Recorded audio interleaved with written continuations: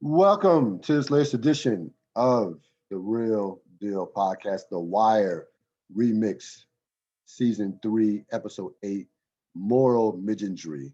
As I always have little trouble pronouncing that. As we discuss the world of the Wire, we are fully entrenched in this season. As always, I'm enjoyed by one Robert Sapp. How you doing, Mr. Sapp? Yo, doing well, doing well. Hope everybody's doing well out there. Yeah, no question. Everybody out there is being safe. This was an episode that was ranked 22nd all time by Vulture, directed by Agnesticus Holland, and of course the epigraph Crawl, Walk, and Then Run by one Senator Clay Davis, one of my favorite characters in the history of the show. We talk about themes. I had I had not exactly how we planned and no honor amongst thieves. Um, Before we get into the episode, this was a Vulture has it ranked 22nd. I completely disagree. This to me was a legit anywhere from top 10 to top 15 episode. Probably I would lean towards top 10. This was a fast paced This was a fast paced episode in a good way. Fast paced from in terms of television. It felt like a television episode from terms of the pacing, but still not taking away the theatrical, the novellic part of what we love about The Wire, if that makes sense. And I to say love this episode is an understatement. It was an episode with a lot of payoff. It was an episode where we again see see reformers and status quo and ideologies go head to head and just completely clash.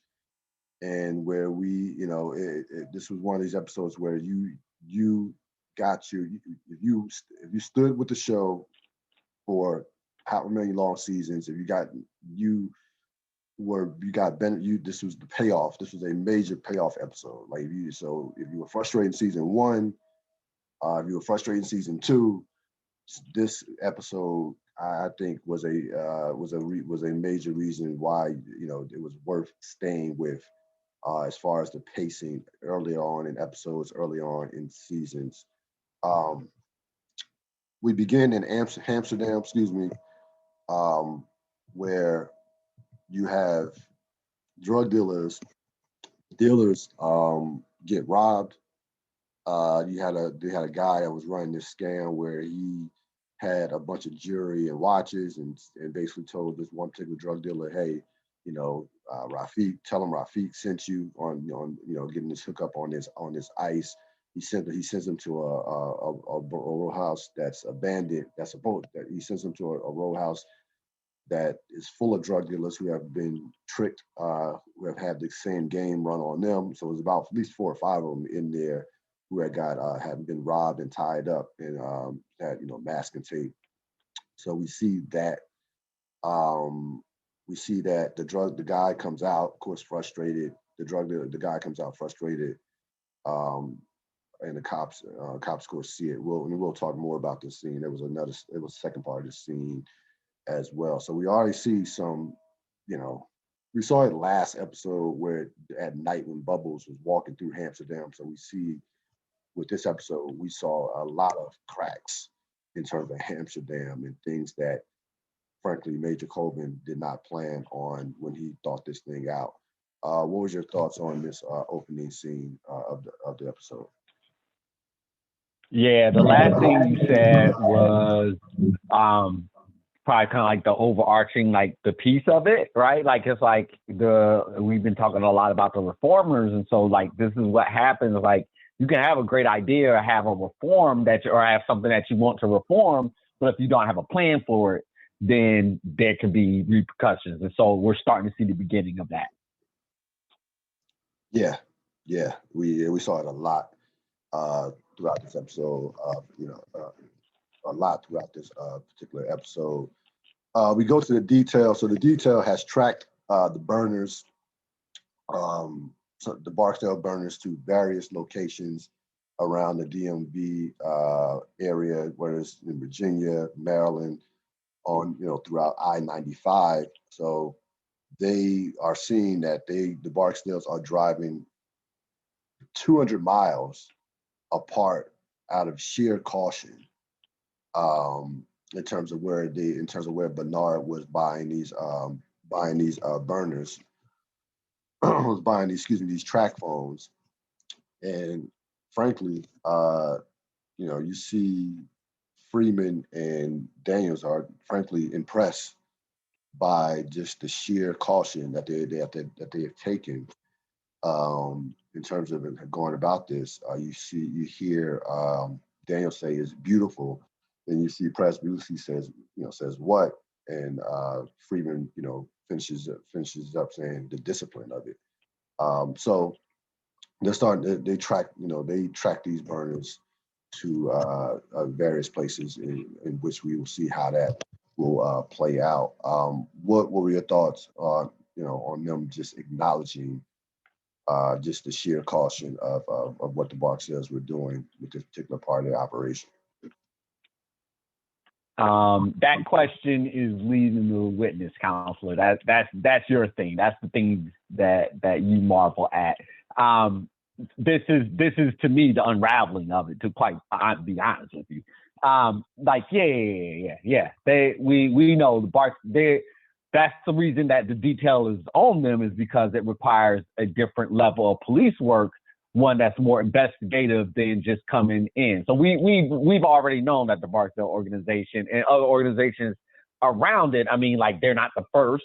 We've already had a history of given a history lesson many times in the show of drug dealers who never even got caught, who never even came under the suspicion of police at all. So it isn't anything new. What's interesting is now the police have caught on. Now the detail has caught on, and now it becomes, from the details perspective, it becomes about how they get a wire up and off all these moving pieces. So it's the beginning of that process. Yes, I'm glad you mentioned that, because so they're tracking them. They track their burners to, like I said, the various areas, and they are attempting to figure out how to get a wire on these burners, which of course is difficult because they toss away the burners. These burners are disposable, and it's not like it's which makes it almost impossible to get a wire up on them. So they're in the process of figuring that out, of trying to figure that part out. So yeah, I'm glad you mentioned that. Colvin and the Deacon. So Colvin is showing the Deacon the quiet parts of the benefits of Amsterdam by showing him his quiet corners, and he says, "Hey, these are birds chirping, and you see just people just happy. You see people just happy, because they're not dealing with hoppers and drug dealers flooding their communities and their neighborhoods." Of course, we will later on see the other side of it. What was your thoughts on this quick scene? Set up. Go back to Amsterdam with Carver. Of course, this is a continuation on the opening scene where the drug dealers are complaining about being robbed. And one of the drug dealers, the guy who actually got robbed, who we saw, the big dude who we saw get robbed in the opening scene, he says that he wants to file a complaint. And then Herc is like, "So you want to file a complaint that you got robbed selling drugs?" So a couple things we see in this scene. We see, again, a continuation of some of the dissension within the Colvin's ranks, and we see what this will lead to. But this main part of this was the drug dealers complaining about being robbed and wanting to, and one of them demanding to file a complaint to Carver as Herc stood by. What were your thoughts on this scene? Yeah, that's the technical thing that happened, but to your point, the bigger thing is the more emotional component of it. So yeah. They're asking for, whatever it is that they're asking for. None of that matters. The point of it is the officer the officer's reaction to it. And their reaction is one of disgust and disbelief, which, as you already pointed out, is eroding confidence that anything will happen. And nobody ever, outside of COVID, nobody else ever wanted this per se. But some were willing to, the majority were willing to go with it out of sheer loyalty and or the belief, the lie that Coven said of this is a operation. And all of that is starting to erode very, very, very, very, very, very quickly. Yeah, we would definitely see what that leads to, not only in this episode, but in in a future episodes. Yeah, go back to the detail, and they of course want to know who is buying the cell phones or buying the track phones. So this is the beginning of the McNulty Kima road trip, as they are sent out to find out who who are tracking. They're sent out to find out who are buying the cell phone, who are buying these particular track phones. Any thoughts on this? Set up. We go back to Colvin, the Deacon, and Carver. So the Deacon comes down to Amsterdam. And he sees what's going on, and he, of course, is mortified, to say the least. He criticizes Colvin criticizes Colvin. He sees the drug use, he sees the girls, sees everything, he sees all the kids. So he kind of gives Colvin a piece of his mind, and then Carver again brings up the fact of the number of kids that were down there, and he sarcastically makes a joke as far as, hey, maybe we can get them police cars, not police cars, but police. Maybe we can make them auxiliary cops, get them bikes and walkie-talkies, and he's being, of course, he's joking, sarcastic. He's being sarcastic, and Colvin takes it as like, hey, maybe that's not a bad idea. And then you see for the first time, you see Carver kind of be like, what, like, are you serious? Like, get that, are you serious look to Colvin. Dill, so what are your thoughts on the Deacon's response, reaction, as well as the Carver-Colvin interaction? Yeah, two things. One, the Deacon. So one, now we have clear parallels, right? Like, so we have a clear parallel between what Cuddy's going through, and we have a clear parallel between what Colvin is going through. And so remember, right now, not right now. This is where what it is. The Cuddy is doing reform right. He's the only one who's doing reform right. And everything that happens with him and every interaction he has is very, very important to the show's statement on how to do reform really well, how to do change really well. Colvin, on the other hand, not doing it really well. And it's fantastic that the priest comes between, or the Deacon comes between both of them, right? Like you'll get his perspective on both of their journeys. And so I'll leave it right there. There's more to get into, but I'll leave it right there. Yeah, I mean, they are in similar positions as far as just they have a beginning. In terms of Colvin and Cuddy, it's kind of like they're at point A, but they are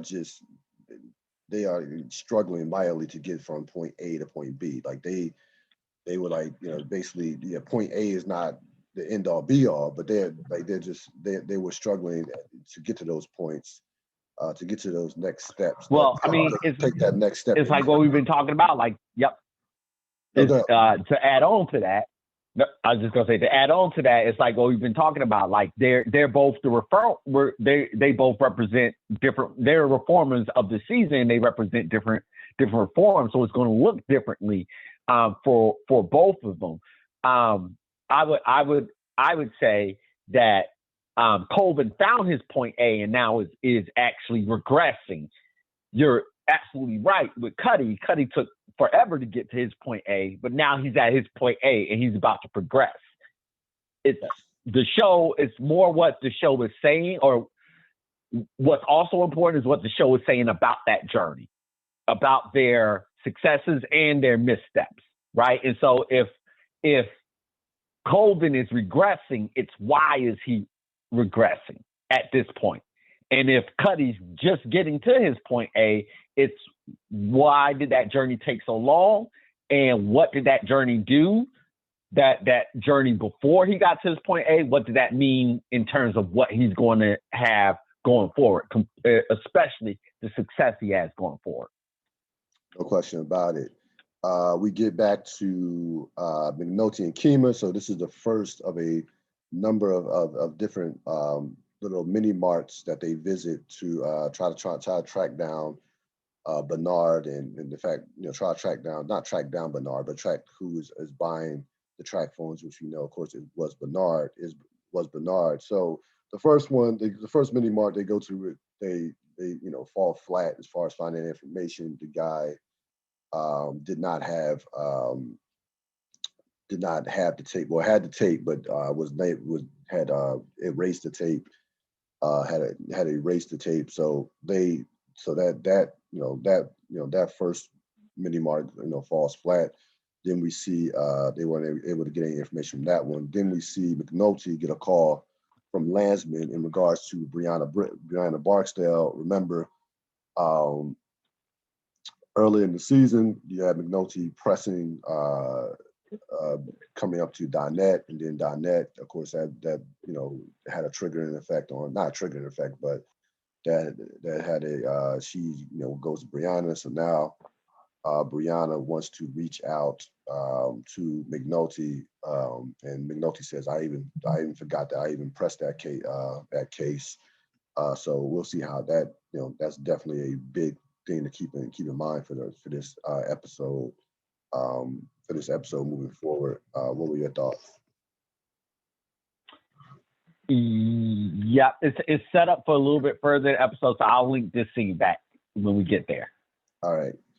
So we go to Avon and Slim. They are at the funeral of the guy who was shot next to Poop, if you remember last episode, Rico. So Marlo finally has Avon's attention, in terms of, like, we can't go conventional on him. So he says to Slim, we can't go to the front. We can't go to the front with this dude. You have to creep around the back. So we'll see how that plays out. But at this point, for the first time in the season, we see Avon, that Marlo kind of has Avon's full attention, as far as what he needs, as far as moving forward in this Barksdale Stansfield war. What were your thoughts?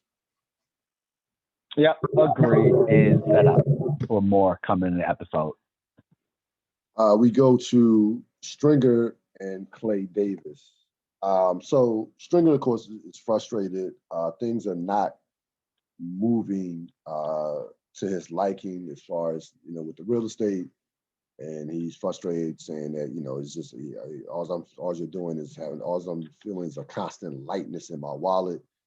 Where's this at? Where's that at? And Clay is trying to calm him down, saying, hey, we got this coming in, on Monday. We got some permits coming on Monday. We got the I forgot what he mentioned. He says, you're going to be the owner of the light bulbing deal for, like, he says, which was like $5,000 for laying the cut. So he kind of semi calms Stringer down, and tells him, hey, you're not right now with your mentality, you're not really ready for the real estate game. And he says the epigraph: crawl, walk, and then run. And what I found amazing about this scene, and now that I rewatched this episode and this season multiple times, but the idea that Clay Davis was hustling him was one thing, but he actually he's hustling him and giving him great advice at the same time, which is brilliant writing by the show. Because I mean, it's a deal. If you're trying to get into real estate, anybody is trying to get into real estate knows that you don't just get into real estate and just start selling houses or developing projects. That's not how it works. So there is an apprenticeship. There are steps of progression. You talk to any realtor. So he's telling him, yes, crawl, walk, then run. Great advice. But Stringer, of course, is ready to run. So we'll see how this transpires. But I just found it just jumped off to me how he's hustling him, but they're also giving him great advice at the same time. What were your thoughts? Yeah, Clay Davis is a piece of shit. So you always have to remember that. And then the second thing is that that's part of any good hustle. Like the client can't feel like they're being hustled. So you have to endear yourself to them in order to get their complete buy-in. So it actually plays to me, it's all of Clay's interaction with Stringer, all I can see is how big a fool Stringer is. And in this part, Clay's doing what Clay does. This is what Clay does. And so, yeah. Yep. Yeah, no, there's no question about it. So we go back to the dealers in the Western District. They, of course, filed the one dealer, a couple of them filed a complaint. So we see Spider, our buddy Spider is amongst one of the dealers that were down down at the police station playing with the identikit. We see Herc and Carver. So they're playing with his identikit, and they get to a point where, and we mentioned, and not we, Carver mentioned this before that wasn't going to, that wasn't going to be of any effectiveness as far as that goes. And he, of course, is exactly right. So they're playing with this identikit, and then Herc gets involved and turns the identikit into a woman. So Herc, Carver comes around, looks at Herc, looks at her as, like, are you serious right now? And we see, we see just a complete waste of time. And Collegio, one other thing, yes, very important. Collegio, who has who says the title of the episode, moral midgetry throughout the course, not throughout the course, but over the course of the episode, he clearly is frustrated, and we'll see him. We're going to see him over the course of this episode just continuously being pissed off about what is going on. So that, to me, was the most important part of this scene, his frustration at the latter part of this scene. What were your thoughts? Yep, no, you named it. That's absolutely what that scene was about. And also, too, we can, in terms of Herc and Carver, again, and I mentioned this earlier in the season, they're continually separation in terms of the directions they're going. Like, Carver's looking at Herc like, you're supposed to be a cop. That's what like, you're supposed to be a cop and you're playing with these kids, in essence, which he was. So those are the two things that came out of that scene in regards to that. So we go back to the deacon. The deacon continuously expresses his concern about Amsterdam. He, says, you're like the blind man and the elephant. Like, where's your needle exchange? Where's your, where are your drug treatments, things of that nature. So he's giving Coben like another way to see what is going on. Coben just Coben, like Stringer, like Avon, like Minotti, has complete tunnel vision. So he gives Coben he's giving Coben another vision of what he should be focusing on as well, focusing on, besides the fact that the crime rate is dropping and his corners are being cleaned up. What were your thoughts? Yeah, you said something pretty important there that I'm going to link once we get to that Comstat scene with Coben. But Yeah, it's the what the deacon is doing is he's representing people's basic humanity, and yeah.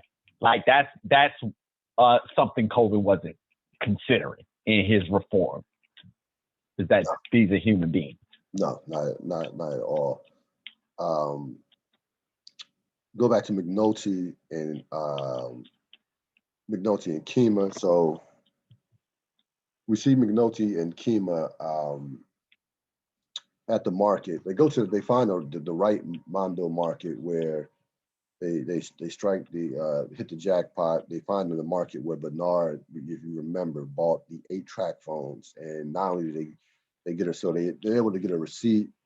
They're able to get that receipt, but not um, the videotape. But the most important part is the fact that they are able to get that receipt, and so now they are they are well on their way. What were your thoughts on this scene? Yeah, I mean, yep, set up. So we go to the Cuddy with the Deacon. The Deacon got a lot of play in this episode. If you're not noticing, lot of Deacon.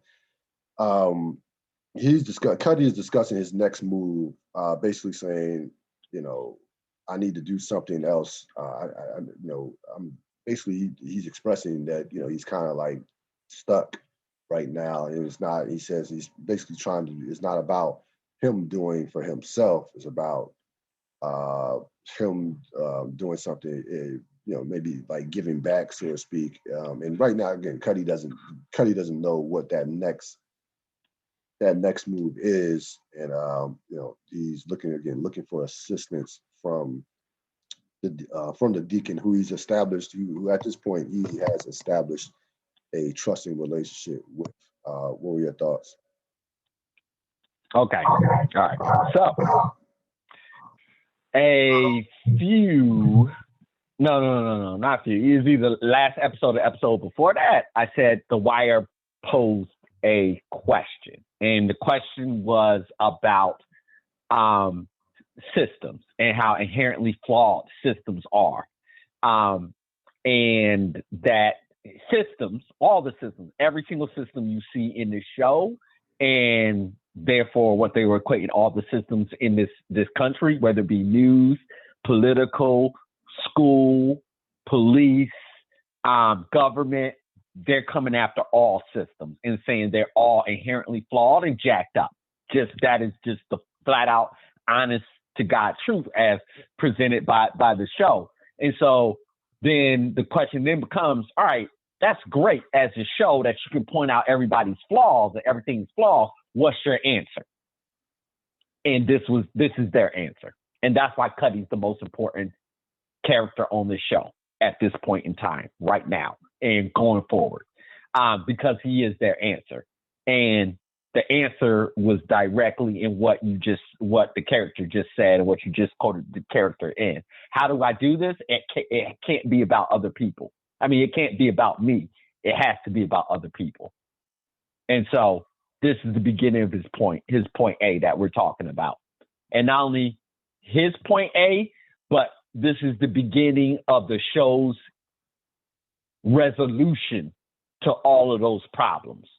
Now, will it look perfect? We'll see where that goes. I mean, I think everybody can guess the answer. No, not like being and looking out and caring for other people and focusing on that won't look beautiful all the time.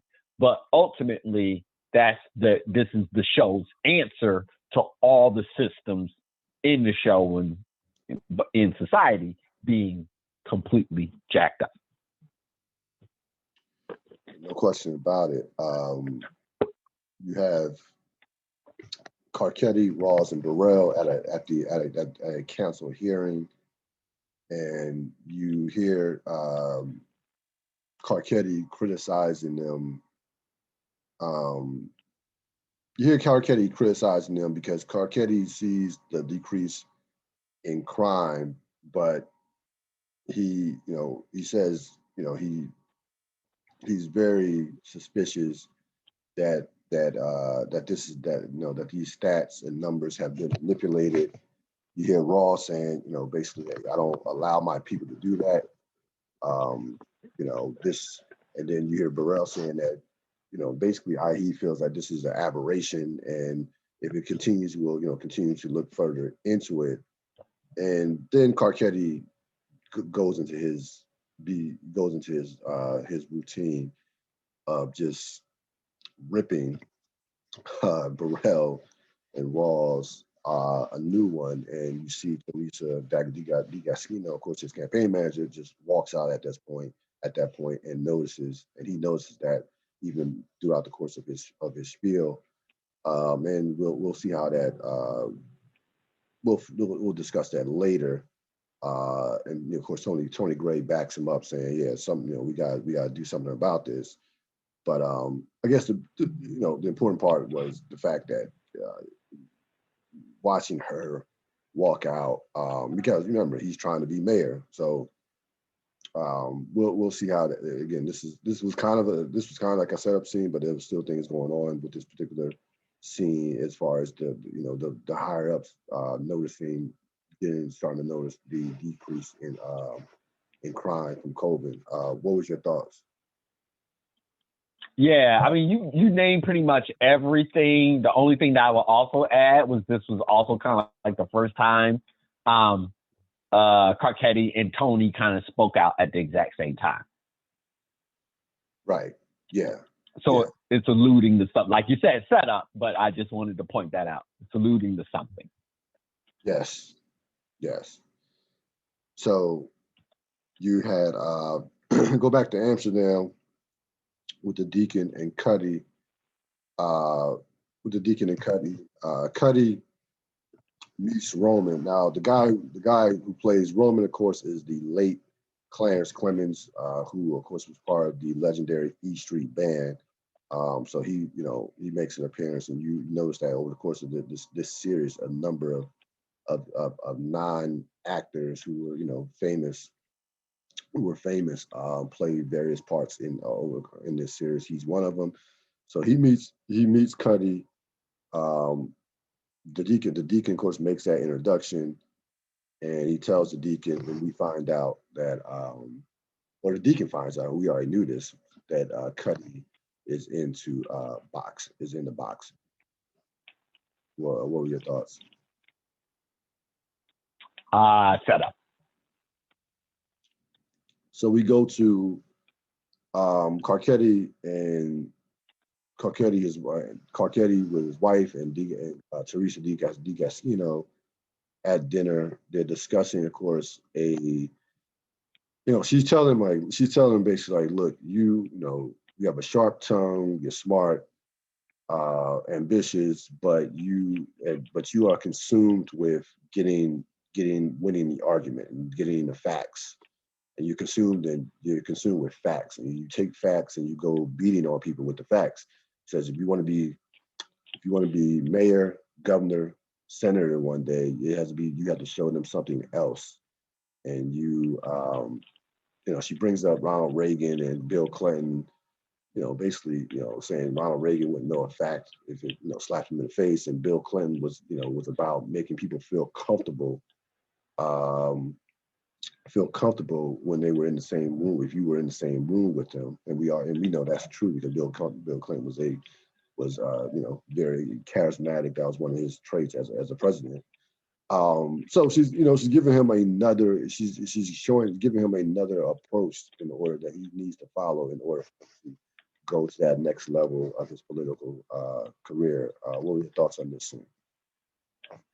Yeah, I mean, essentially what she's showing him is the difference between being a local politician in various board meetings, and then how you want to get elected, like how do you become electable.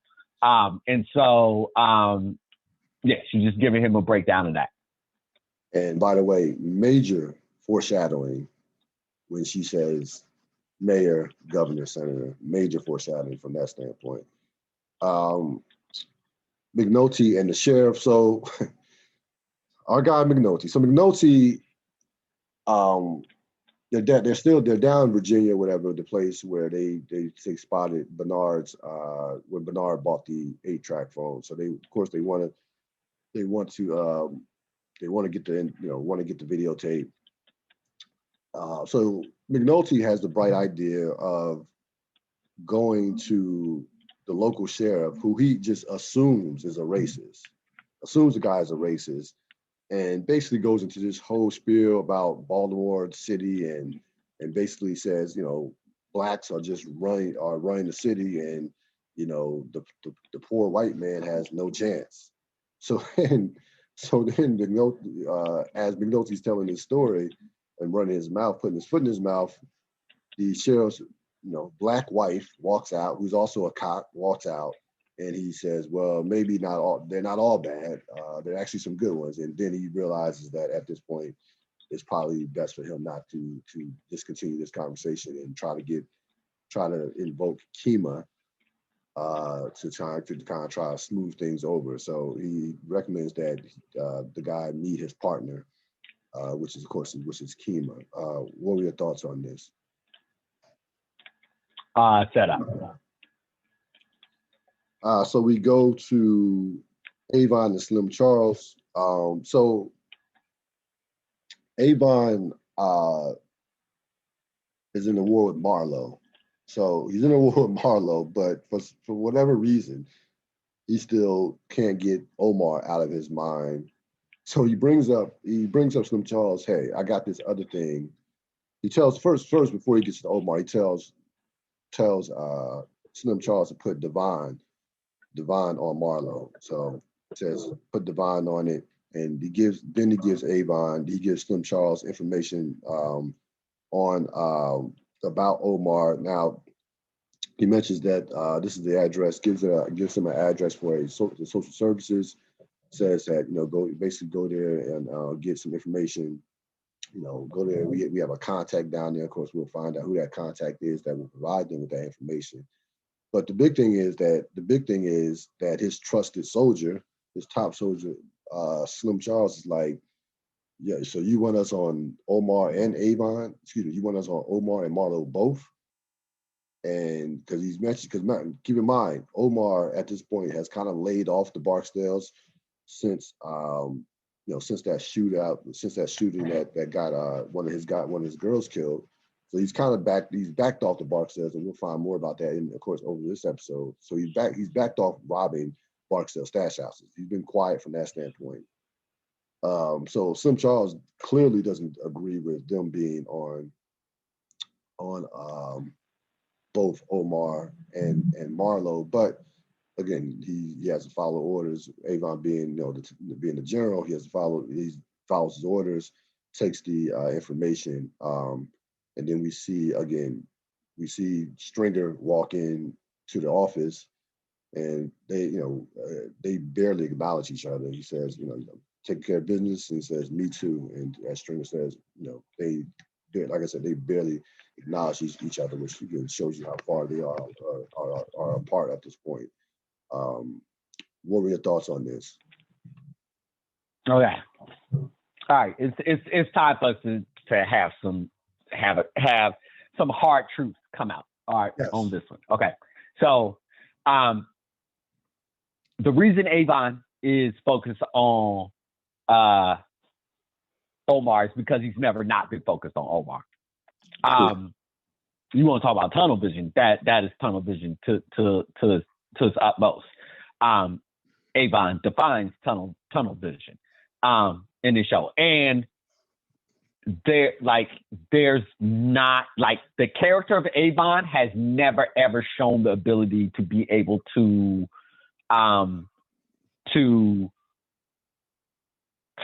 out.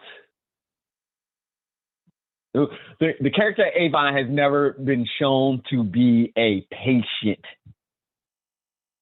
wait and systematically carry out the plan, like a plan that he created and carried it out from start to finish. The Avon that we know of is hot-headed and erratic and is very much a soldier, and that's exactly who he is showing himself to be at this point in time. And so then the parallel that you can also draw on is then like the parallel with kind of like Bunny Colvin.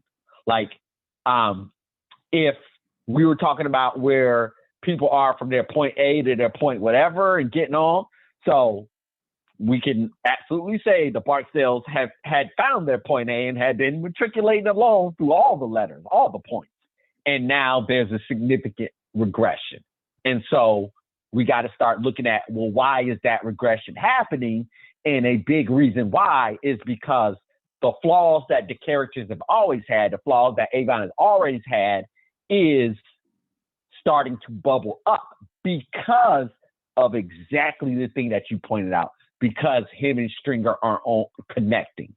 They balance each other out. Yes. Each of them on their own are not there, are who they are. Yes. And that doesn't mesh with what the organization, the criminal organization needs to continue to thrive. To your point, there are two things I want to say to that. To your point, Avon, so early in the series, in particular season 1, Avon was very careful, and he was, even though he was erratic, that we didn't see that as to this level that we're seeing it now, because him and Stringer being connected allowed him to be just a general. Now he's at a point to where, to your point, they're not connected. He has to be, in his mind, he has to be general and soldier, which, is not going. It doesn't. It's not going to work out well. It's just not possible. It's not possible. It's not. But again, we gotta come to the ultimate conclusion of what the characters are real. And the thing is, you're making his acting like a soldier to be a conscious thought process.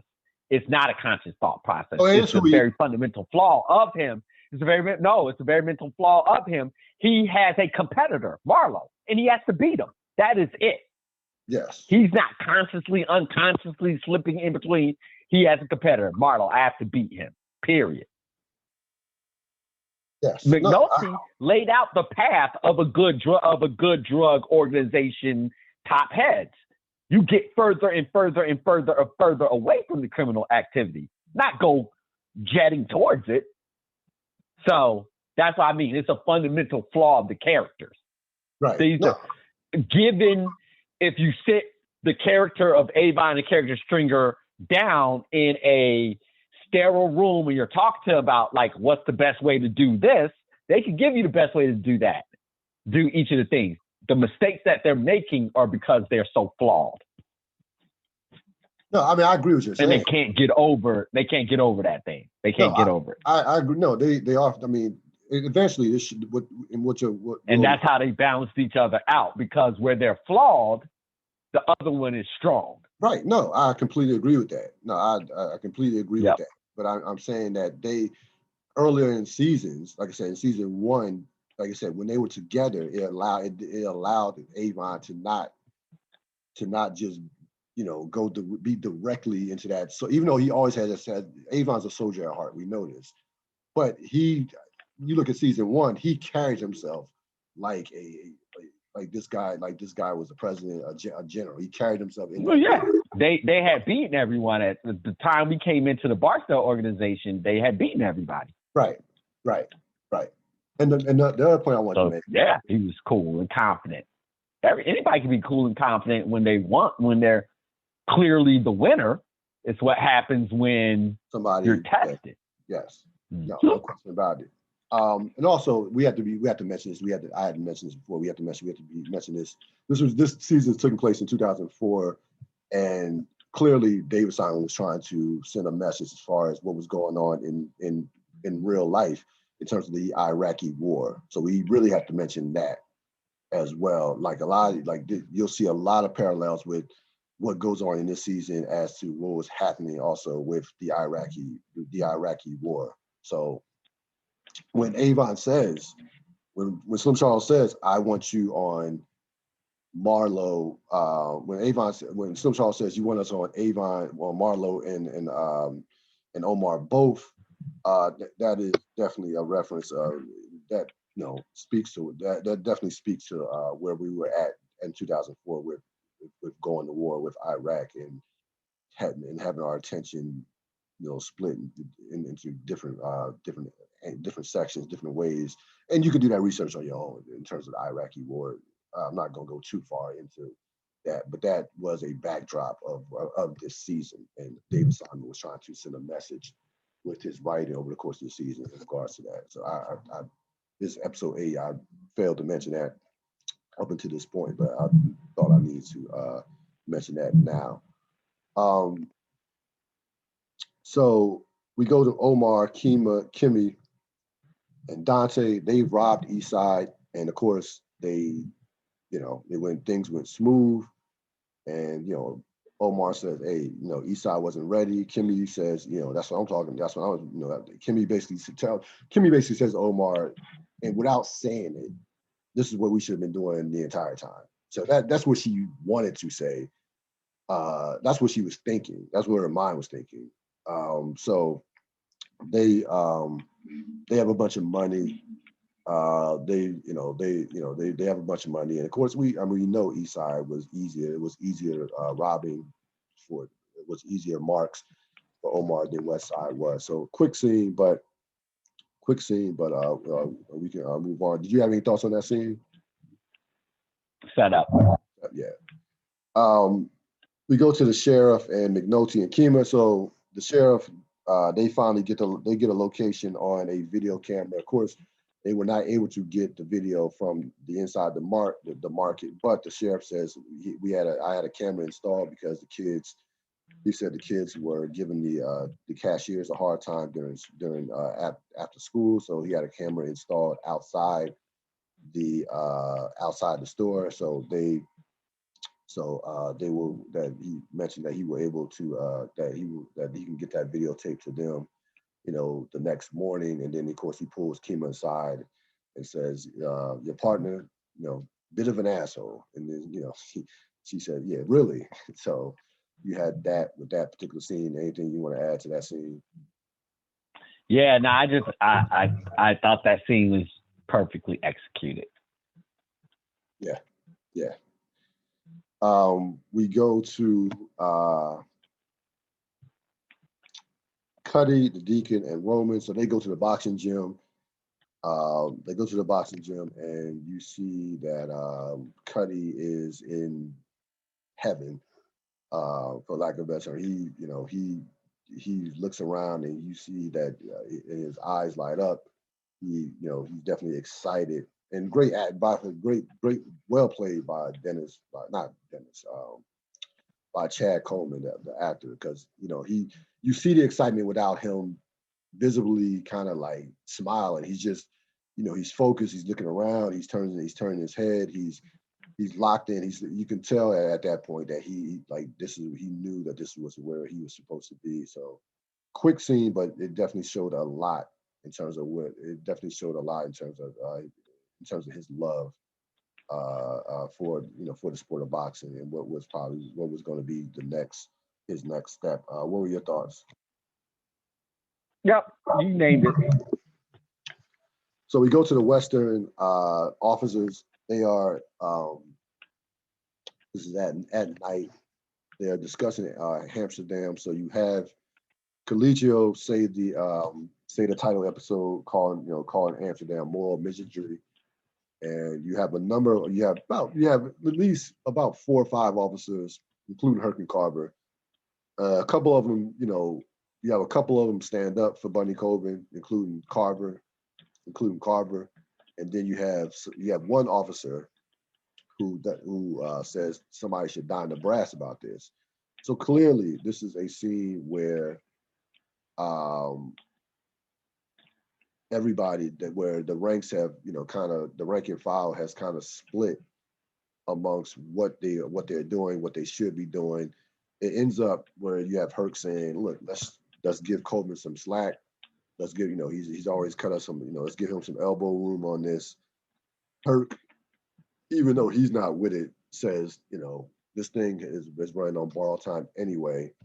They're just gonna go back to their corners once we jump out on them. Collegio mentions, I don't think we're going to jump out on them. So again, this was a scene where the dissension was clear and evident amongst the Western District officers. What were your thoughts? Yeah, no, you named it. You named it. It's just like every part of the opinion, or every part of the differences of opinion were really explored in this scene. Really well done.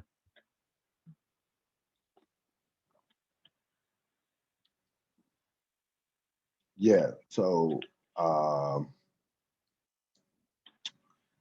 we go to McNulty and Kima. They're in the hotel room. Of course, the next morning they're going to go pick up. They're going to get that tape and head out. But basically, they're in the hotel room and they're discussing their personal lives. McNulty saying, "I spent, half my marriage in rooms like this throughout, explaining how much cheating he's done on his wife."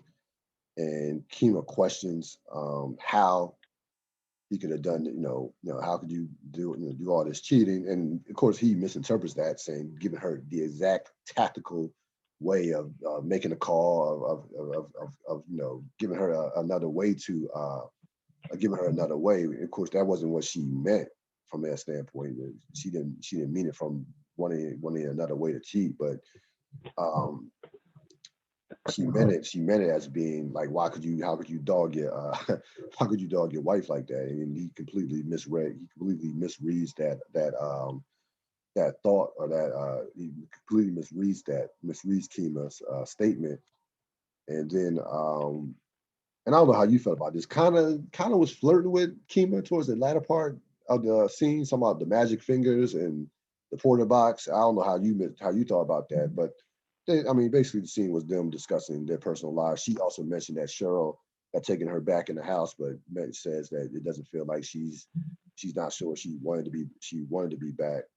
So there basically was a scene of them discussing their respective personal lives with their spouses and spouses. What were your thoughts?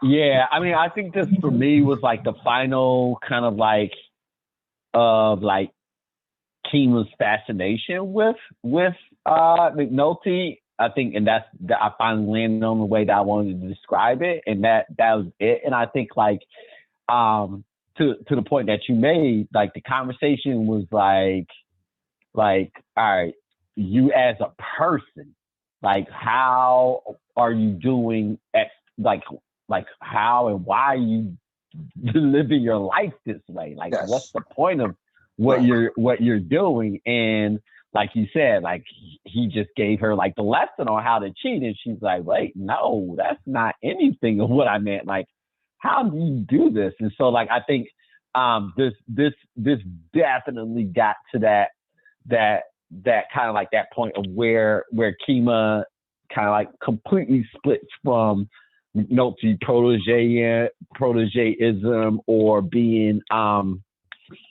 fascinated with him. So that was the part that stuck out to me. Yeah, I think in her mind, she probably said to herself, "I don't want to be like this." I think those thoughts definitely crossed her mind during that conversation, during that particular scene. Yeah, I completely agree with that. But again, remember the scene. There is some foreshadowing in this scene as well on the season.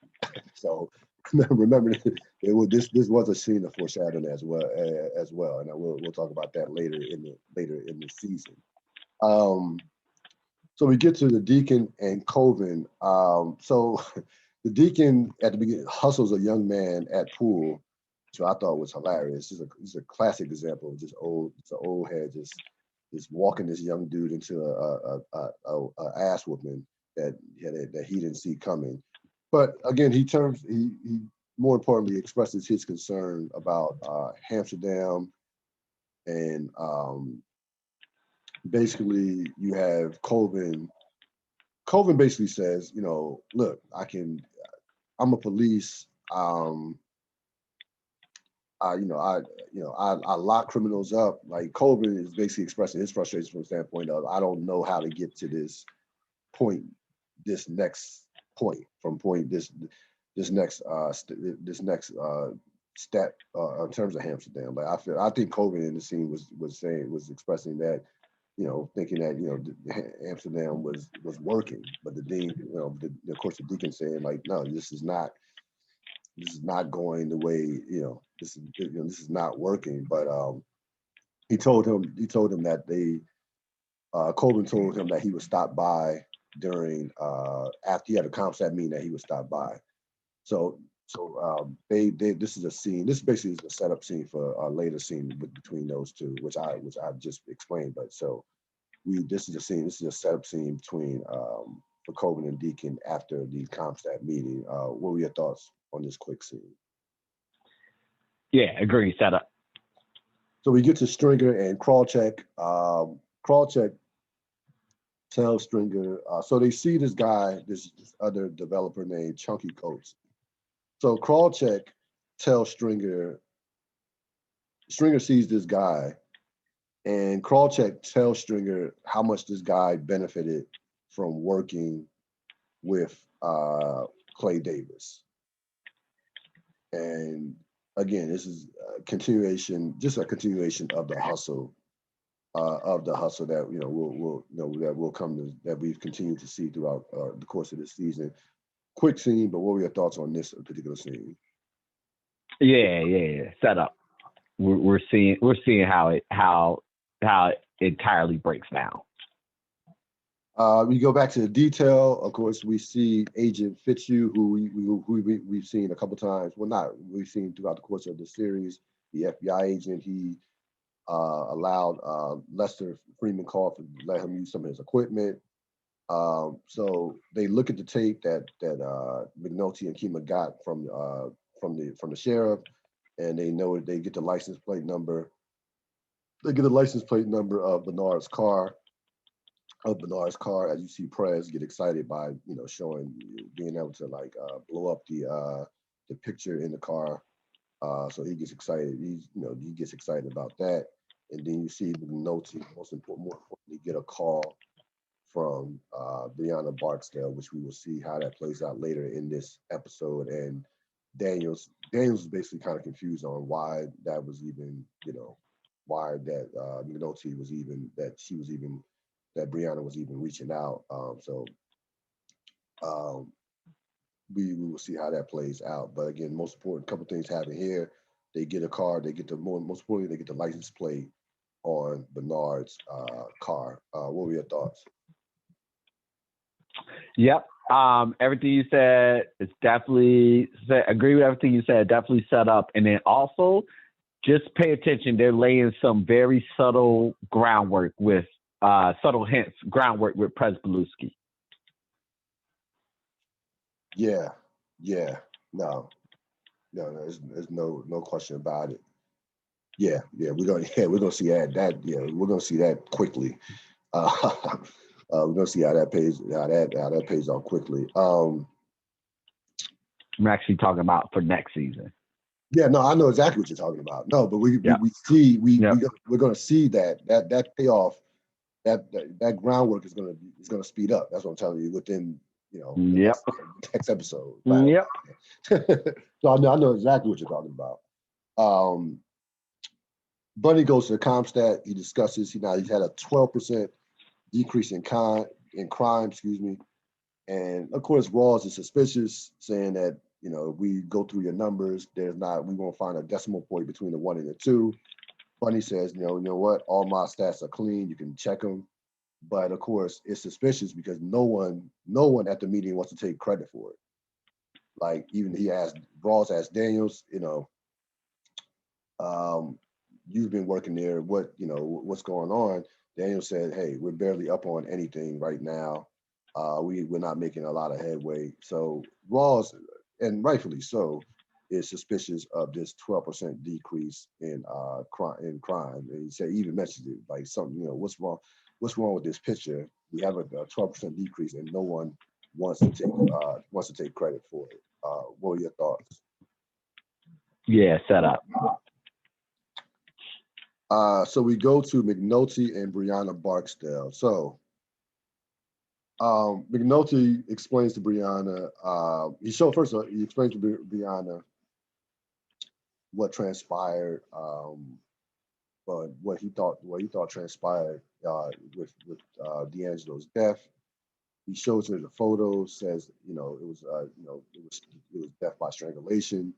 Basically says that, it was a hit and it was planned. In prison, people get shanked quick and clean. This one was a hit. Takes planning, takes planning and organization. Um, and basically, he has her feeling guilty for what her role in Brianna and D'Angelo's death was. She initially tried to say that D'Angelo kills himself, but that clearly is broken down by McNulty because he has nothing but facts in terms of what the case was, and also he brings up the fact, and it was smart, very smart by uh, by McNulty to try to drive to kind of insinuate that Avon and any another Barksdale might have something to do with it. Saying that when he mentions the scene, not the scene, but the mentions the phrase, I guess your son got squeezed between the sides, and then that really kind of sets her off. So brilliant acting by both Michael Hyatt and Dominic West, and just smartly played by McNulty in regards to just planting that seed. And clearly, she was moved by it after he left this. After he left the room, she broke down, started crying because she knows he's right from a standpoint of her role. Whether or not she believes that he didn't kill himself or not, she does know that she was responsible for him taking those years. What were your thoughts on this scene? Yeah, good scene. Set up, set up for a major one. Yeah, yeah, no question about it. So we go back to Amsterdam. It's during the night. You see Omar and Dante driving through. Dante, of course, says, "Look, man, we can make a lot of money here. No muscle. It's all out in the open." Omar, of course, is smart in that and says, doesn't it didn't frankly just doesn't trust it. Says, they probably have cameras behind all those row houses. Says that this is a setup for this is a setup for a scoundrel, the trap a scoundrel. He says, let's go. So tells him, hey, home, and tells him, let's go home. And he says, if we continue to think this way, we're going to both end up back in prison. Um, so we see again Omar focused in on, and we see the thinking Omar in this scene, that he just completely doesn't believe that this could be that cops couldn't be in Amsterdam. What were your thoughts? Yeah, too easy. Yeah, that's not anything Omar's ever gonna go for. So we go to Marlo and Devon. So Marlo's at a club. He's sitting down by himself in a small booth. Um, Devon, of course, Devon is the girl that was hired by Avon. Herself. She introduces herself to him as she sends her other girlfriends off to the dance floor. And we see Chris Partlow, not Omar, Marlo's number two, watching this entire interaction.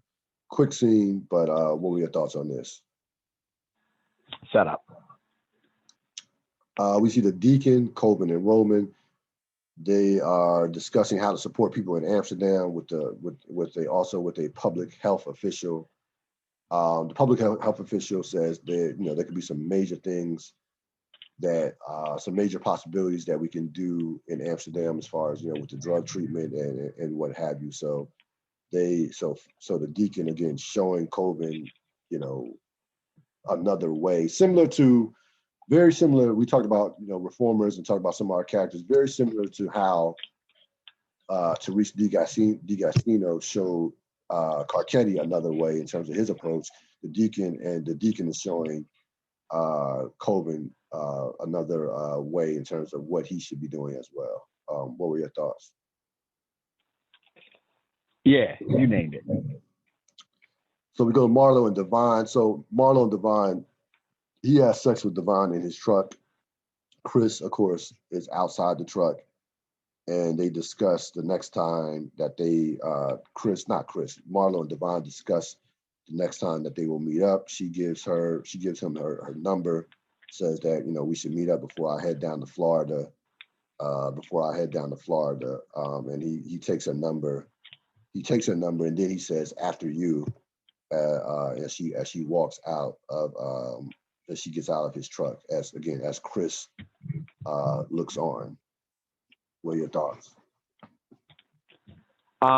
Yeah. Just so she overplays her hand. She makes him suspicious. That's the point of the scene. So where do you think she slipped up by giving her the nut? When she said it's got to be tomorrow, it's got to be, Yeah.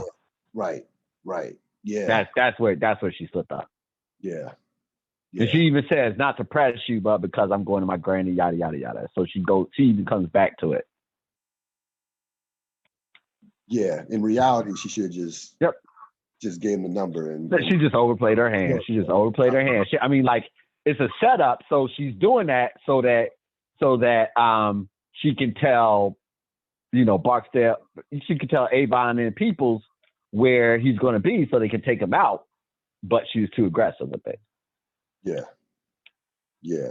And I also want to point out, so we see the dissension between Avon and, of course, Stringer. And we'll iron that out, of course, throughout this episode in a major way. Look at the absolute opposite is Chris and Marlo right now. You see everywhere Marlo is at, you see Chris. So I think the writers want to kind of like show you a drug, a drug dynasty that's crumbling versus a up and coming drug dynasty that's on their way up. So I just wanted to point that out as well. Kima and Prez. So Kima and Prez go to the car rental agency. They find out that Bernard, the Barksdale, of course, Barksdale soldier the Barksdale was using the same rental car agency. So yeah, careful from a standpoint of driving 200 miles, but not as careful in terms of the using the same car rental agency. So this helps them aid their particular case. Any thoughts on this scene? Set up. We go to Shamrock and the social worker, of course, who is the sister of the fat-faced Rick of the co-op. Shamrock bribes her with the information with Omar. So he gets Omar's records and with information from Omar's and Omar's peoples. So he gives her the money, she gives him the information, and we'll see how that plays out. Any thoughts on this scene? Set up. We go to Slim, Charles, Sapper, and Gerard. They are watching outside of Omar's grandmother's place, going over some strategies. You see Sapper and Gerard saying, what are we going, mentioning strategies, just mentioning dumb strategies.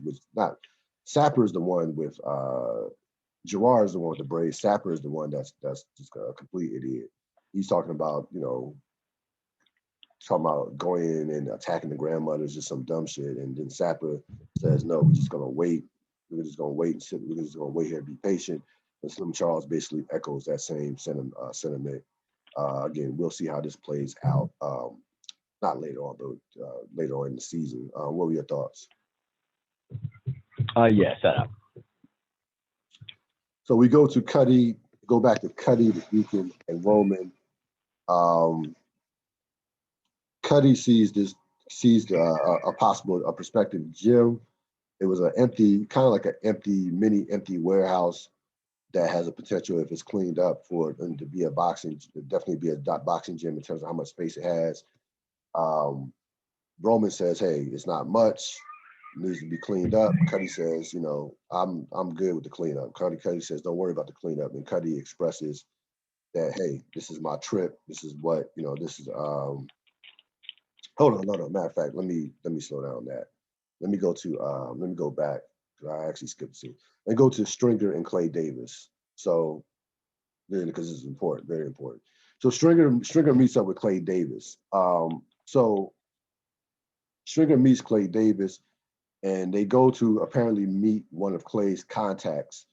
Uh, uh, uh, One of Clay's contacts. So the guy that that Stringer thinks he's going to meet actually had no intentions of meeting him. He tells Clay Davis, let him run for you.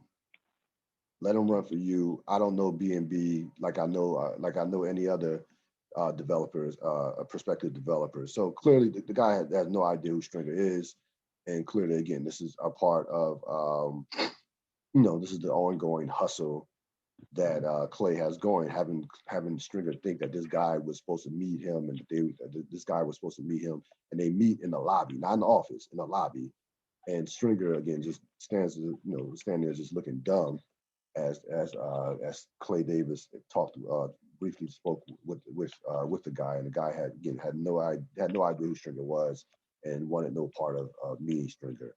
Any thoughts on this? The guy's a plant. That's the only thing. The guy's not a guy. He's not anybody. He can be a bum off the street who Clay Davis dressed up. The guy's a plant. He's part of the hustle.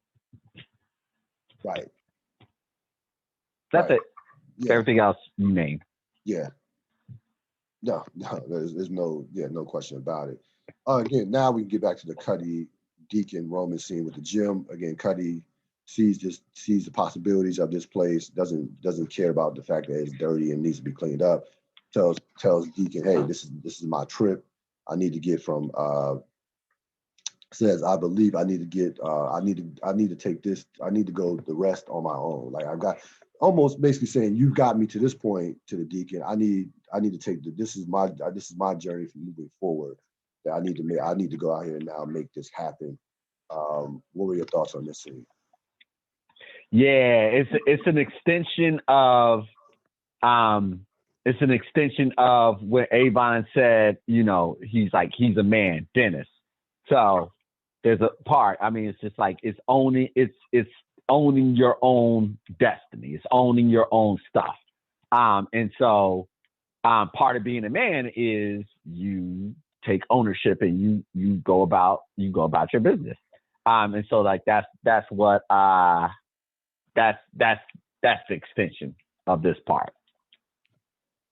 So we go to Carcetti, an advisor, and Teresa DiGascino breaking down Carcetti's hearing tapes. And of course, the advisor, of course, is echoing the same sentiments of Teresa, saying you need to use softer, worn phrases. It's kind of breaking down tape from that standpoint. Of course, Carcetti says, "What's the fun in that?" And then DiGascino basically says, "Do you want to win or not?" So now they're fully engaged as far as trying to mold, trying to take Carcetti to the next level and mold him into this top politician, from a local politician to a major player in the city of Baltimore. Quick scene, but what were your thoughts on this? Yeah. That, I mean, you named it. This is about now getting him elected. Yes. So Marlo and Chris. So Marlo, he takes the call from Devon, gives her an address and a time, says, look, anything beyond 5 o'clock, I'm out. I don't do CPT. 5 and some change, I'm going. She says that she'll be there. Tells her to meet around. He tells her around this fish place called Lake Trout, and Chris is there with him. And of course, Marlo is very suspicious of it. He says, what you think about that? And Chris gives him a kind of like, doesn't shake his head, but kind of gives, looks at him, and Marlo says, maybe walking in. I may be walking in later on. He says, I want you to, go to get there early, give me a read on it up front. Um, Give me a read on it up front. So they both kind of sniffed out that something is not right in regards to with this girl and this meeting. What were your thoughts? Yeah, setup, but you named it. They sniffed it out. We go to Cuddy the Deacon, not Cuddy the Deacon. We go to Stringer and Brianna. Of course, Brianna is, has just had that meeting with McNulty, so she is eager to see Avon, and she tells Stringer about the meeting with McNulty. Stringer says, "I wish I could have talked to you out of the meeting with with McNulty that Levy told her about." Says that yeah, D'Angelo just looked for a way out. That's what jail does to do. Does it, does the guys, but D'Angelo just wanted a way out. And she says, she continuously asks for Avon. Like she's really not trying to hear any excuses that he has to say about D'Angelo killing himself. Because I frankly believe at that point she didn't trust Stringer, to be honest with you. So over the course of that scene, he mentions that no one. There was a key phrase that during that scene, he says that no one should that McNulty shouldn't mess with a mother's pain like that. She said cops shouldn't mess with a mother's pain like that. And she responds, no one should. And to me, I took that as to say that she again was suspecting that something had been that she had been lied to about D'Angelo and what have you. What were your thoughts on this scene? Yeah, you named it. We here now. Everything is going for the end. There's not really much. I'll the end needs a lot. So yeah, everything's set up for the end. So so you see Snoop, and it was funny seeing where Snoop character ended up in the series and seeing her as a lookout. So Snoop actually plays a lookout in this scene where she scopes out the place. They go to the food place, the Lake Trout. She's there eating her food, so she sees the Barksdale soldiers buy the 4 sodas and tells Chris about the food order, and about basically says how many soldiers, how many people they have. So she's basically able to identify how many people they have through the 4 sodas. Chris sees the truck, and we'll see how that plays out. What were your thoughts? Set up. We go back to Amsterdam, and we see a healthcare worker passing out condoms to young ladies. We see Collegio snaps on one of the kids, basically saying that when this is over, I'm gonna kick your ass. And also during the scene, we see Colvin with the deacon, though there was no they weren't talking or anything. So we see that what the deacon has been discussing with Colvin start to kind of pay off a bit in terms of trying to provide some services for these people that are dying on their feet, to what the deacon said earlier in the episode. What were your thoughts? Yep, set up. All right, we go to the big scene, or one of the big scenes. Chris, Devon, and the Barksdale. So Devon walks. The Barksdales are parked outside the place, the little mini restaurant, the fish place. So they roll down the window, toss something out. I don't know what that was that they tossed out to Devon. Even 16 years later, I can't make out what that was. Whether it was money or a signal, I don't know. They tossed something out to Devon. She picks it up. Chris sees this and immediately tells his driver to drive slow, go past him slow. He then proceeds to shoot the back window of the truck. We see Avon get wounded. We see the guy sitting next to Avon is killed, and then we see Avon pull off the truck. Avon gets away, but he's wounded. So Avon gets away, but he's wounded. A lot to kind of flush out with this scene. Give me your initial thoughts on this? I mean, if you have things you want to flush out on the scene, you go first. Go. Yeah, I'm like, so first of all, I just want to go with the plan. Like, I didn't have like the ideal that using the girl was fine. I had no problem with using the girl. We've seen many of women be powerful men be brought down by women. We know the power that women can have over a man. So that part of the plan, I had no issue with. I guess the part to me is the idea. I guess my major part of the plan, the flaw in the plan, the fact that why are you Avon in the truck? That to me was the major flaw of the plan. Like Avon had no business in that truck as the head of the organization. And again, just speaks to where he's at right now, in terms of his mindset. Like he wants to get Marlo so bad that he wanted to actually be there. And basically, I guess I'm assuming that he might have pulled the trigger himself if Marlo would have came out the way it seemed. So he had no business there, and luckily for him, Chris didn't even know. Chris didn't even expect. They didn't even expect Avon to be there. Or I know if they could have anticipated that Avon was going to be there, Marlo would have said kill Avon. So they're not even. It was such a bad move that the other side is not anticipating that you were even going to put yourself in that position. That's how bad of a move that it was, and how it was just dumb. It's completely dumb, and it takes me back to. When Avon wanted, we get back to him and Omar. When Avon initially wanted Omar in the series, go back to season 1, and they were talking about, this is even before they killed Omar's dude, Brandon. He tells Savino, not Savino, he tells Savino and Wee-Bey, he says, he puts the bounty out on him. He says $10,000 if I get to holler at him before he gets got. Meaning that I'm not going to be there. More than likely, I'm not going to be there when he does get catch. But just in case I get to holler at him before he gets got, his $10,000.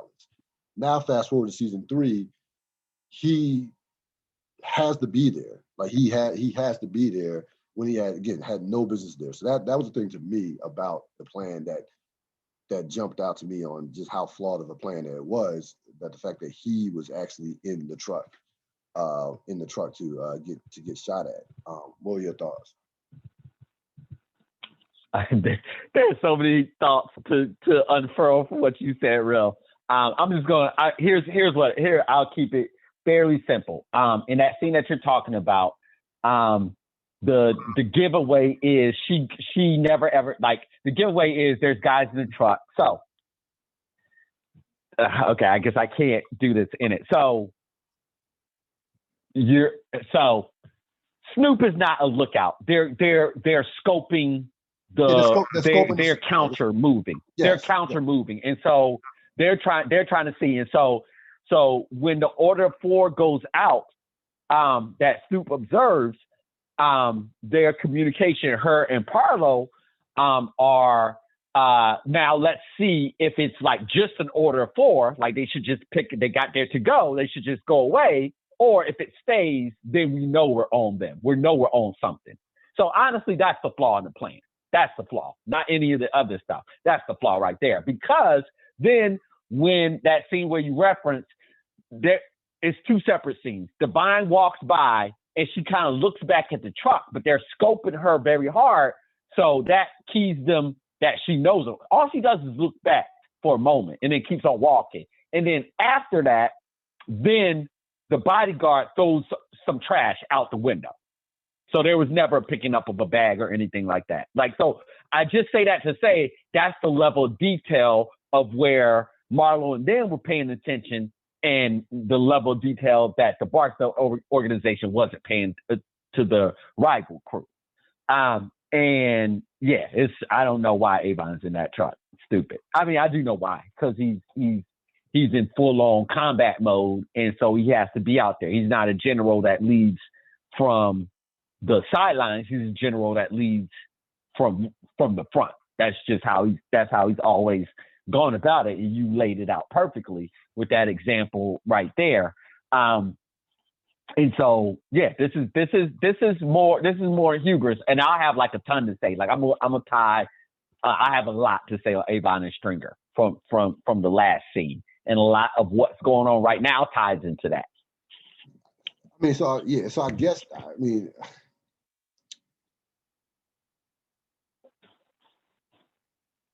yeah, I'm just trying to flesh out what their plan, what their plan was. Like I guess the plan was to use the vine, which they did, to use the vine to get Marlo, close to Marlo, and then have him at a specific spot. Go to that spot. Yes, yeah. Right. Yeah. That's her granny, where she said her granny's house is. Yes. That's the plan, to lure him there. Yeah. But of course, they didn't anticipate that Marlo would have the place scoped out before. Scoping them out. Yeah. No. Hubris, sir. They're not thinking. Avon's not giving Marlo credit. No, he's not. The hubris is I can beat anybody. Right. Yes. That's the hubris. Yes. Yeah. There's no two ways about it. And again, so I'm glad you mentioned that. So this goes back to what I mentioned about war, about just underestimating your opponent. Like, yeah, it speaks to going back to when you underestimate what happens when you underestimate your opponent in a war. So yeah, there's no question about it. So we get to Stringer and Clay Davis and Shamrock. So Stringer is meeting Clay Davis. He gives Clay Davis a bunch of money. We'll find out that number later on in the season, because it was a big number. So it gives him a bunch of money and says, let's do it. Shamrock interrupts the meeting, interrupts the meeting, and Stringer sends him out before Shamrock can tell him what transpired with Avon, of course. So he sends him out, tells him to close the door. So Clay Davis takes the money, of course, and then lets him know that, if you still have this mentality, then you're not ready. If you still have this mentality moving forward, then you're not ready. But takes the money, of course, and then we see Shamrock comes in, tells Stringer Avon's been shot. Tells him, I need to tell Brianna. I need to tell Brianna. And Stringer says, keep the B away from me. He says, don't worry about her. Keep the B away from me. And for the first time and the only time in the series, we see Stringer pick up a gun and tuck a gun in his back. That was that's the first time we ever saw Stringer with a gun. And so now he knows that Avon has been shot. What were your thoughts on this scene, or you want to wait? Wait. Okay. Slim, Avon, we see Avon go to an undisclosed location, and he's getting some stitches from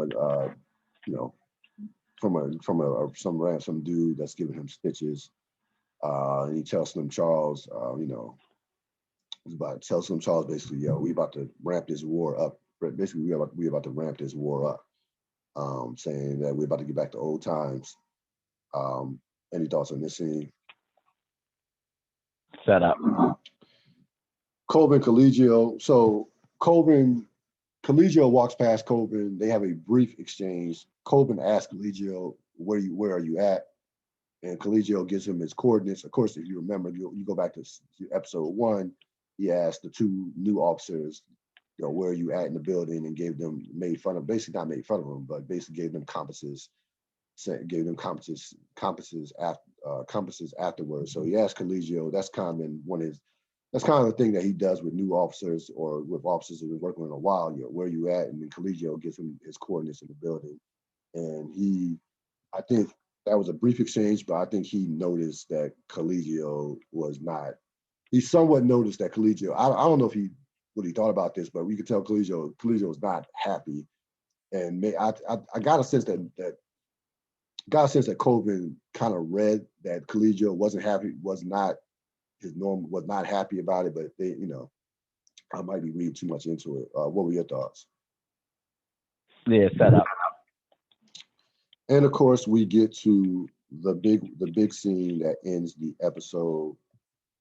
Avon Stringer. So um, before they even talk, Avon is with a number of his soldiers, including Slim Charles, saying that going through his next strategy with Marlowe, basically saying that we're not going to attack right away. That's what they're going to be expecting. We're going to see who got the bigger war chest. Stringer interrupts the meeting and says, "Yo, we got to talk." And he interrupts it not once but twice. The second time, Avon sends everybody away, and then we see Stringer and Avon begin to converse. And it starts out, of course, with Stringer saying, "Hey, straight to the mattresses," and then Avon goes into his whole not goes into his speech. Well, when I see you, I see a man without a country, not hard enough for this right here, and maybe just maybe not smart enough, right for them out there. Ooh. He says, "Yeah, that was a bar. Whew, that was a bar. That was a bar." Um, he says, the difference between me and you, I bleed red, you bleed green. And says, what you building for us? And then that of course sets Stringer off. Stringer says, you know, not hard enough. It wasn't the not smart enough that triggered Stringer. It was not hard enough that hit that trigger string. Stringer says not hard enough because I don't shoot up a block indiscriminate. I'm not hard enough for this bullshit because I think before I take a life. And then Avon's kind of like, life, like what life you take? And then of course Stringer lets him know that he indeed had D'Angelo killed, and gives him the reason why he had D'Angelo killed, says, I knew you wasn't going to do it. I knew Brianna wasn't going to do it. He said 20 years above his head. He says there was basically no way that he was going to do that time and not bring down the whole organization. And then you see Stringer, and then they get into a wrestling match. And of course, remember, Avon's been shot in the shoulder. Stringer's able to overpower him and take him to the ground, and then basically saying, it basically said what he said, what I just said, told you while Avon was on the ground. And Avon, he's on top of Avon. Stringer, he says, let me up twice, not once, twice. And there was a pause. There was a pause after he said after the second time he said, let me up by Stringer, but Stringer finally lets him up. And then of course we see that. And then, Avon, obviously physically is hurting, but it's more his pride and more about the revelation that his best friend had his nephew killed. That was the emotional pain. It was more of an emotional pain than it was so much physical with the shoulder. And then of course we see that great shot cutaway. This was a brilliant shot of them looking at each other and them separated. Avon sitting on a bed, Stringer is standing up.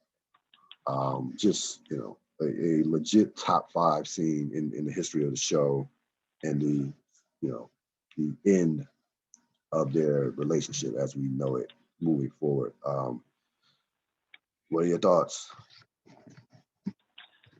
So I'm gonna zoom way out first. I'm gonna zoom way out. Okay, so here's the overarching part of the show. So or commentary on the show. So 2 seasons ago, not 2 seasons, 3. So season 2, I complained about the Wire's. Not complained. I pointed out that the Wire and the McNulty story of when he was chasing the dead girl and trying to have her family, and how that was just having McNulty for something to do, and that was one of the rare examples of bad writing in The Wire. Now I can point out something like that, because then we have something like this, right? Which is just at its excellence what they did here. So a couple different things. The D'Angelo storyline at first appeared that McNulty was doing kind of like the exact same thing, just pulling on a loose end just to pull on it. But as we know, he absolutely was not just doing that. Like, the show had a much bigger plan for that reveal. And it's only episode 9 out of a 13 episode season. And so for those of us who watch this show in that time period on a week-to-week basis, there was no bigger reveal than this. There just wasn't. I can't understate or I can't overstate how huge of a reveal this was. This should be a season finale reveal. So they're playing chess.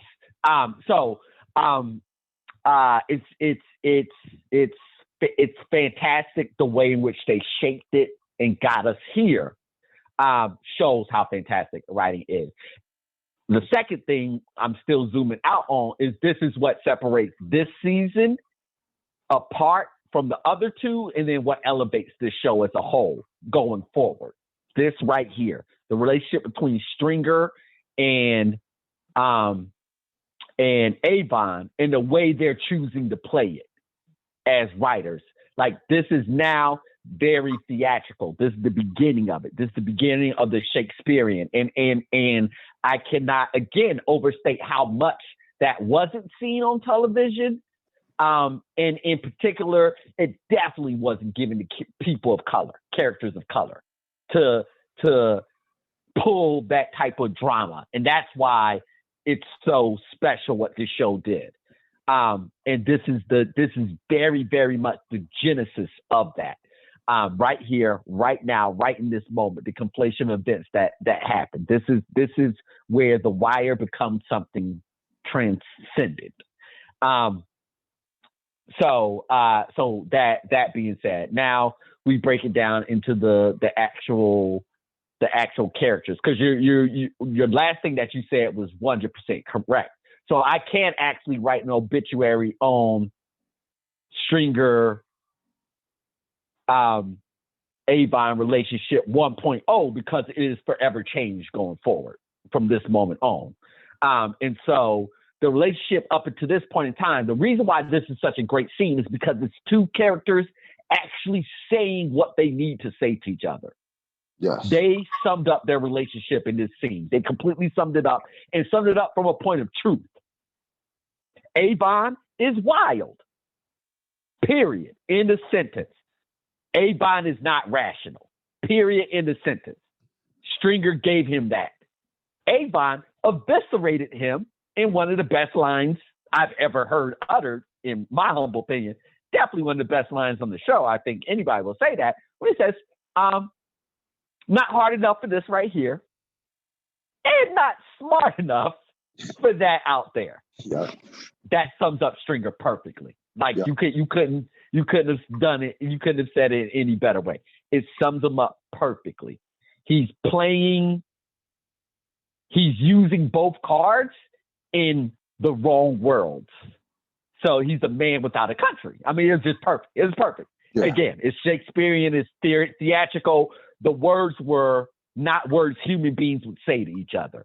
They were words to be written on a page, to be said out loud, to invoke what it is that they wanted to invoke of us. It's perfect. I mean, it's perfect. It eviscerated him and said everything that was to be said of the two characters. And so you get the sense of who both of those men are, and it tantalizes you at what the potential change is going to be. I can definitely say I very much remember the emotional state I was in at this point in time in the series, at that time in my life, and in that time in the year. And when specifically around the show, it was, I didn't understand how I didn't understand how Avon was not going to react.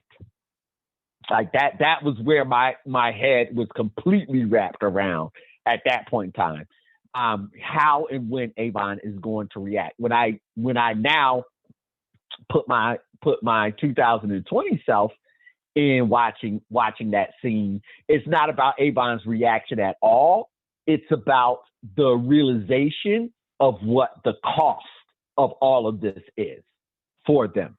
And so, as probably someone else at the time could have figured out, but I just couldn't see it at that point in time. This is as foreshadowing could ever be, on what is upcoming for both of them. And so yeah, brilliant, brilliant, brilliant, brilliant. And I'm done. Yeah, man. Yeah, it's you get brilliant writing. It's like and I know the question has been posed throughout the history of the show. Who's right? Who's wrong? They're both right and they're both wrong. That's what made this scene and made this brilliant. Like Avon, yes, right now you are out of control.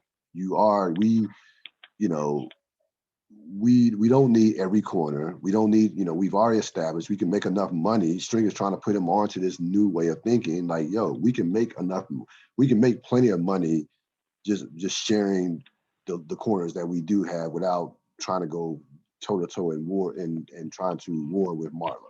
Like we don't need this. We need to evolve. We need to evolve this our operation. So he's completely uh, right about that. And also, I've leaned towards Stringer more so even watching this season than I did in the past as far as his way of thinking, because I think that you know life is about evolution and evolving and staying. If you're not, you like evolve or die. You have to constantly evolve.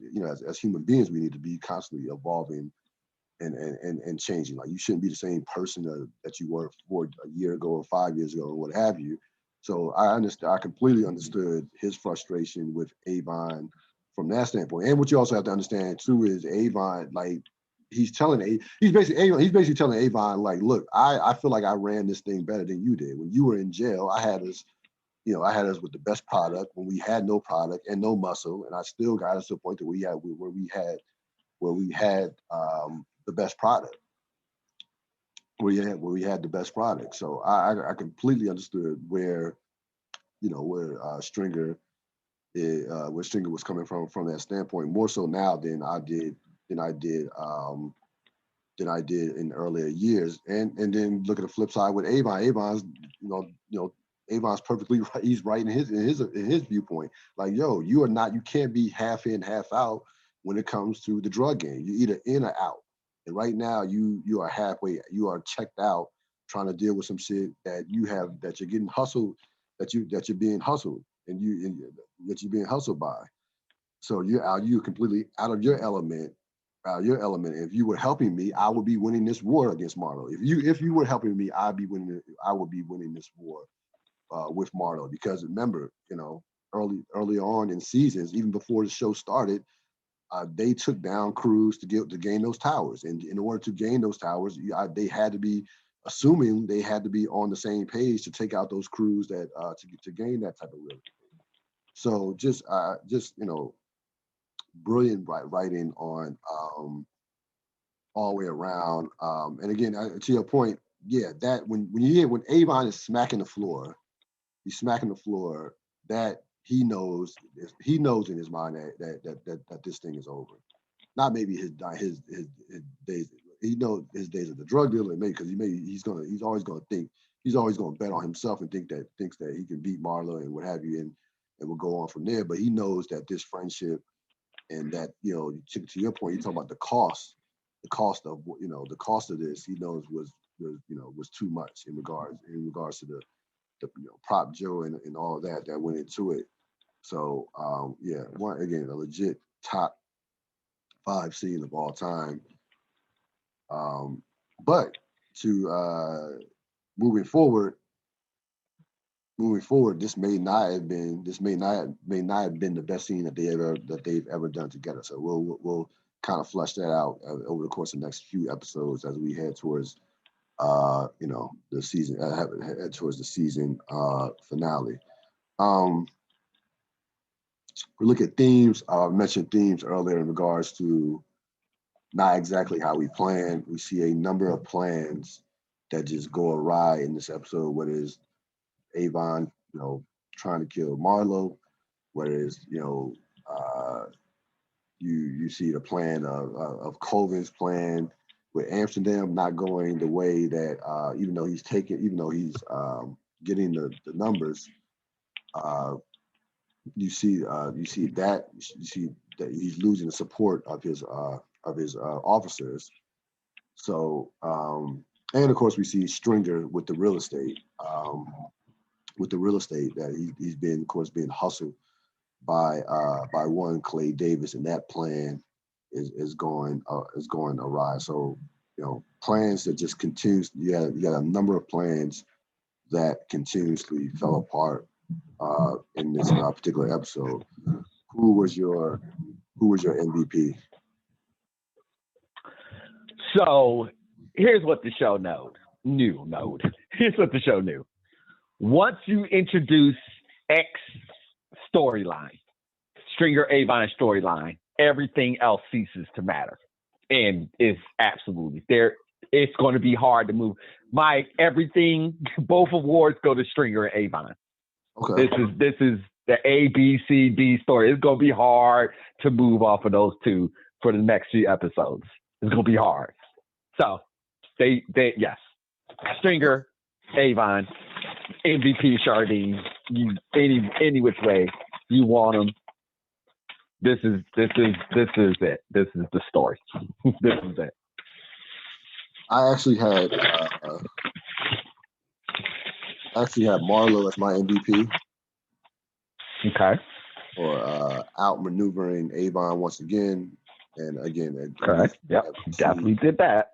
As we see his ascension into being the top dog of Western District, not the Western District, but in the drug trade. I had Marlo as Chardine, of course, we know Chardine is the Avon Stringer, that scene. That goes. Saying, in an episode that had a number of quality scenes in it. There's a very,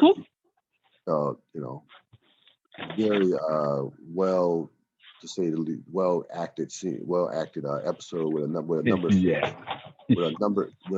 few powerful scenes. McNulty Brianna was a powerful scene. A couple of those Cuddy